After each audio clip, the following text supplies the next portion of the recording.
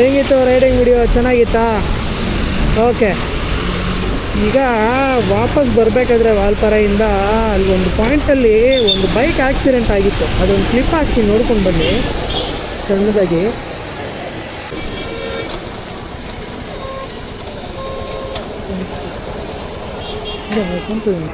ಗೊತ್ತಾಗ್ತಾ ಇಲ್ಲ, ಎಲ್ಲ ಅಲ್ಲಿ ಡಿವೈಡ್ರ್ ತೋರಿಸ್ತಾ ಇದ್ದಾರೆ. ಆ ಡಿವೈಡ್ರಿಗೆ ಬಂದು ಹೊಡೆದಿದ್ದಾನೆ ಮೋಸ್ಟ್ಲಿ.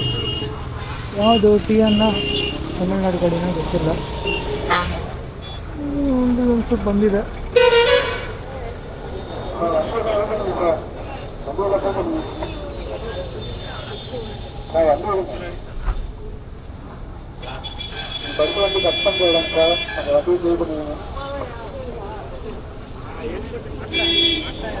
ಈ ವಿಡಿಯೋದಲ್ಲಿ ಏನು ನೋಡಿದ್ರೆ, ಆ ಬೈಕರು ಹೈವೇಯಿಂದ ಸರ್ವಿಸ್ ರೋಡ್ಗೆ ಎಕ್ಸಿಟ್ ತೊಗೋಬೇಕಾದ್ರೆ ಆ ಮಧ್ಯೆ ಇರುವಂಥ ಡಿವೈಡ್ರಿಗೆ ಫಾಸ್ಟಾಗಿ ಬಂದು ಗುದ್ದಿದ್ದಾನೆ. ಗುದ್ದಿರೋ ಫೋರ್ಸ್ಗೆ ಬೈಕ್ ಅಷ್ಟು ದೂರ ಉಟ್ಕೊಂಡು ಹೋಗಿದೆ. ಆ ವ್ಯಕ್ತಿಗೆ ಏನಾಗಿದೆ ನನಗೆ ಗೊತ್ತಿಲ್ಲ. ನಾನು ಆ ಇನ್ಸಿಡೆಂಟ್ ಆದಮೇಲೆ ಬಂದೆ. ಸೊ ಅಲ್ಲಿ ಡಿವೈಡ್ರಿಗೆ ಹೊಡೆದಿರೋದ್ರಿಂದ ಆ ಸಿಮೆಂಟ್ ಎಲ್ಲ ಒಡೆದೋಗಿತ್ತು. ಬೈಕು ಆಲ್ರೆಡಿ ಅಷ್ಟು ದೂರ ಹೋಗಿ ಬಿದ್ದಿದೆ. ಇಬ್ಬರಿದ್ರ ಗೊತ್ತಿಲ್ಲ. ಆ್ಯಂಬುಲೆನ್ಸಲ್ಲಿ ಆಲ್ರೆಡಿ ಅವ್ರನ್ನ ಕ್ಯಾರಿ ಮಾಡಿಬಿಟ್ಟಿದ್ರು, ಅಲ್ಲಿರಲಿಲ್ಲ. ಸೊ ಇದನ್ನು ನೋಡಿದ್ಮೇಲೆ ಏನನ್ಸುತ್ತೆ ಅಂದರೆ, ಎಷ್ಟೇ ಜನಕ್ಕೆ ಹೇಳಿದ್ರು ಸ್ಪೀಡು ಒಳ್ಳೆಯದಲ್ಲ. ಅಗೈನ್ ಸ್ಪೀಡಿಂದನೇ ಪ್ರಾಬ್ಲಮ್ ಆಗುತ್ತೆ. Very simple.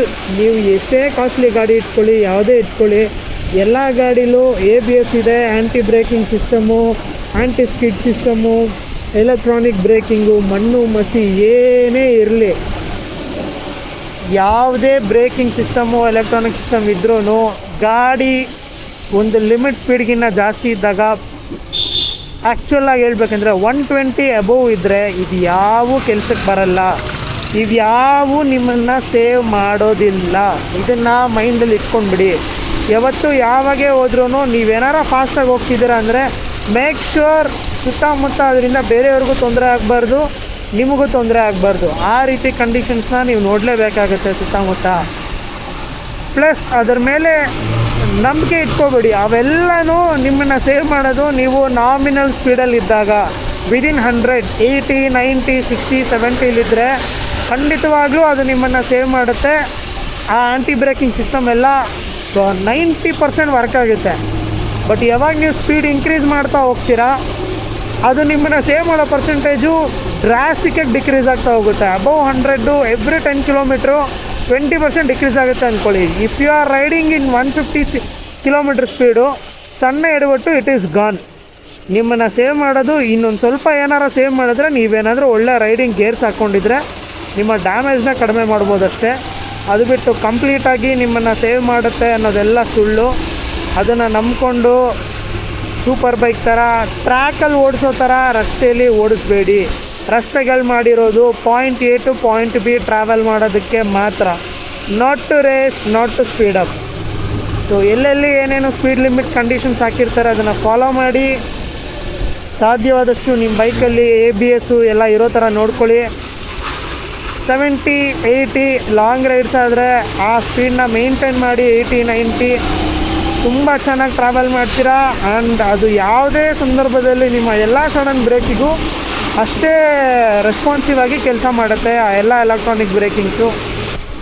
ನಿಮ್ಮ ಎಕ್ಸ್ಪೀರಿಯೆನ್ಸ್ ಏನಾದರೂ ಆಗಿದೆಯಾ? ಫಾಸ್ಟಾಗಿ ಹೋಗಿ ಎಡವಟ್ ಆಗಿದೆಯಾ? ಅಥವಾ ಫಾಸ್ಟಾಗಿ ಹೋಗಿ ಇಲ್ಲ ಗುರು ಫಾಸ್ಟಾಗೇ ಹೋಗಬೇಕು, ಸ್ಲೋ ಆಗಿ ಹೋದರೆ ಬೇರೆಯವ್ರು ಬಂದು ಗುದ್ಬಿಡ್ತಾರೆ ಅಂತ ಏನಾದರೂ ಇನ್ಸಿಡೆಂಟ್ ಇದೆಯಾ? ಹೇಳ್ಬೋದು, ಇಲ್ಲ ನಾವು ಫಾಸ್ಟಾಗಿ ಹೋಗಿಲ್ಲ ಅಂದರೆ ಬೇರೆಯವ್ರು ಬಂದು ಗುದ್ಬಿಟ್ಟಾಗ ಎಡವಟ್ ಆಗುತ್ತೆ ಅಂತ. ಆಲ್ವೇಸ್ ನಮ್ಮ ಕಂಟ್ರೋಲಲ್ಲಿ ಯಾವುದಿದೆಯೋ ಅದನ್ನು ಮಾತ್ರ ನಾವು ಕಂಟ್ರೋಲ್ ಮಾಡ್ಬೋದು. ನಾವು ಬೇರೆಯವ್ರನ್ನ ಕಂಟ್ರೋಲ್ ಮಾಡೋಕ್ಕಾಗಲ್ಲ. ಸೊ ಮೇಕ್ ಶ್ಯೂರ್ ನಿಮ್ಮ ಕಡೆಯಿಂದ ನೀವು 100% ಕೊಡಿ. ಬಾಕಿದು ಆಗೋದಕ್ಕೆ ಅದು ಯಾರೂ ಹೊಣೆ ಇಲ್ಲ. ಸೊ ಇದು ಹೇಳಬೇಕಾಗಿತ್ತು, ಹೇಳಿದ್ದೀನಿ. Thank you so much. ಇಲ್ಲಿ ತನಕ ವಿಡಿಯೋ ನೋಡಿದರೆ ಫಟ್ ಅಂತ ಲೈಕೋ ಡಿಸ್ಲೈಕೋ ಹೊಡೆದು ಸಬ್ಸ್ಕ್ರೈಬ್ ಮಾಡೋದನ್ನ ಮರಿಬೇಡಿ.